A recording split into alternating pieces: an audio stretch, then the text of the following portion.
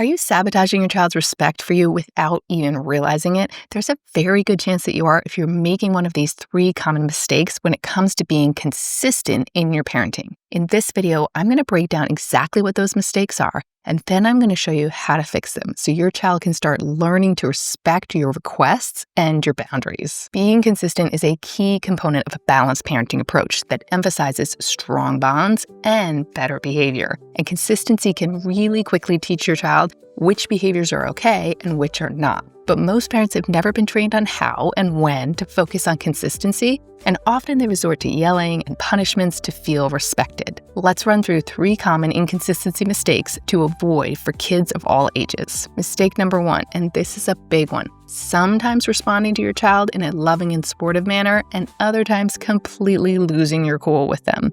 Now, it is not easy to be consistent in how you respond to your child. It's hard in those really tough parenting moments to keep your cool, and definitely parenting has a lot of challenging moments. Now, occasional slip-ups are okay. What's important is to remember that overall, your child needs to know what to expect of you when they seek you out for support. So you need to be able to consistently show them how you're going to respond to them.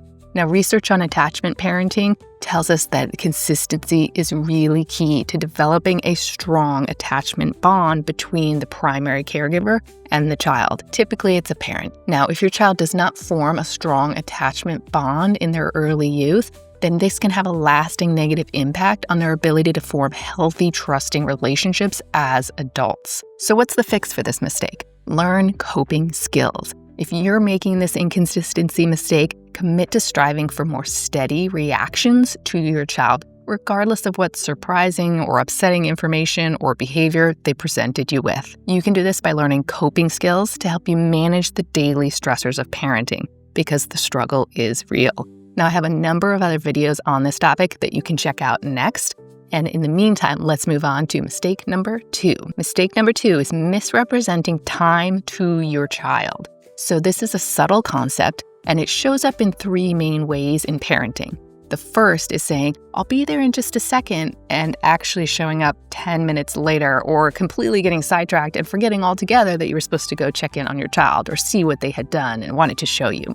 Mistake number 2 is saying it's time to leave the park and then getting caught up in chatting with another parent for 5 more minutes before asking your child why they haven't gotten ready to go yet. And mistake number 3 is saying 5 minutes left until screen time is over, and then you need to plug in before you call your sister on the phone and then return 30 minutes later and say, "Why haven't you plugged in yet?"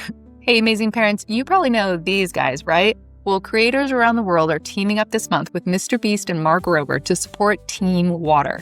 Did you know that $1 gives one person clean water for an entire year? We're on a life-changing mission to raise $40 million to give 2 million people access to clean water for decades to come. This is going to be the biggest creator collaboration ever, and I'm excited to be a part of it to support this important cause.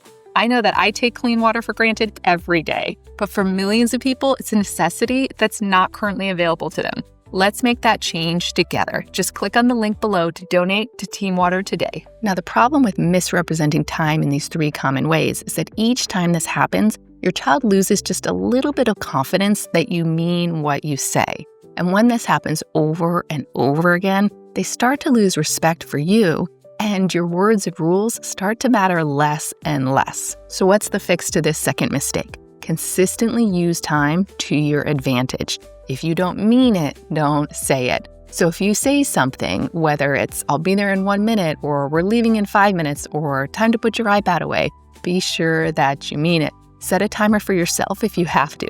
And before anybody gets feisty in the comments, keep in mind that this advice should be used within reason. Life happens, but as much as possible, be consistent when communicating timing expectations to your child to build their trust in your words and their respect in you. Mistake number 3 is not following through on consequences. Consequences are an essential component of a balanced parenting approach that emphasizes strong parent-child bonds and teaching your child better behavior. They're not harsh punishments, they're loving boundaries. They typically involve taking something away that your child likes in response to an undesirable behavior that you want to stop. Some examples are things like no dessert unless you ate protein and a vegetable at dinner, Or if you don't turn off the TV when asked to do so, you lose screen time tomorrow.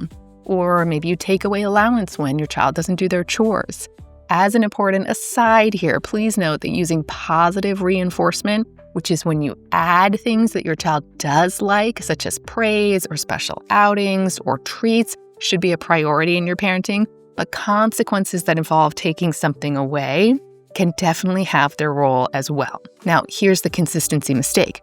Parents often threaten a consequence but don't follow through on it, such as giving that cookie because even though they didn't eat their vegetables, they just gave it the cutest look and begged and pleaded and you said okay. In psychology, we call that intermittent punishment. Sometimes the behavior is punished and sometimes it's ignored or allowed to continue. The problem here is that pattern, that intermittent pattern, is the most powerful type of reinforcement. By ignoring the consequence, your child learns to keep doing the undesirable behavior because they never know when they might win and be able to do it without the negative consequence following. And that is exactly why gambling is so addictive. So what's the fix for this mistake?